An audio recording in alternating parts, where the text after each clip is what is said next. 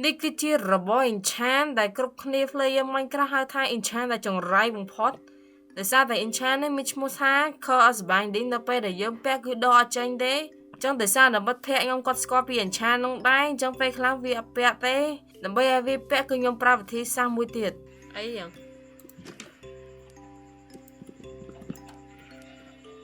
ឯងមកស្ទូចត្រីសោះហ្នឹងឆ្មាពួកអស់នេះវាយឯងដល់ជើងណាគេមកបាយពួកអស់តែងាប់មិញណា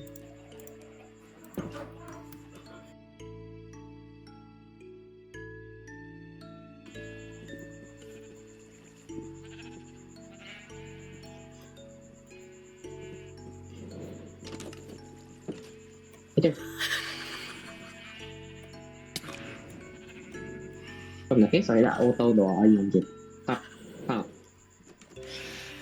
technology vậy anh thật cái nó lâu chưa Sky look at him what are you wearing wow cái kìa trời ô lên sai không vượt cái lỗ này đánh bom đó wait có tiền mấy bác vẽ bên nè ê hay mình băng wait à mấy lúc anh vẽ rồi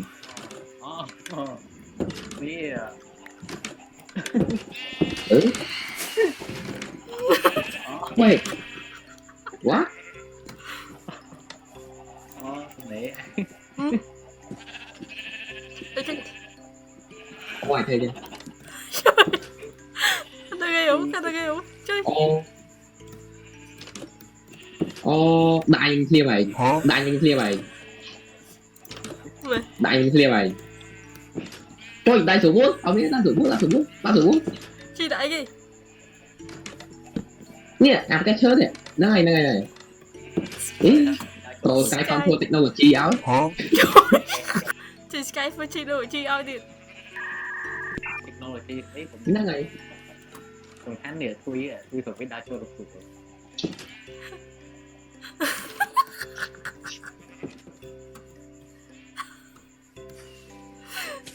đấy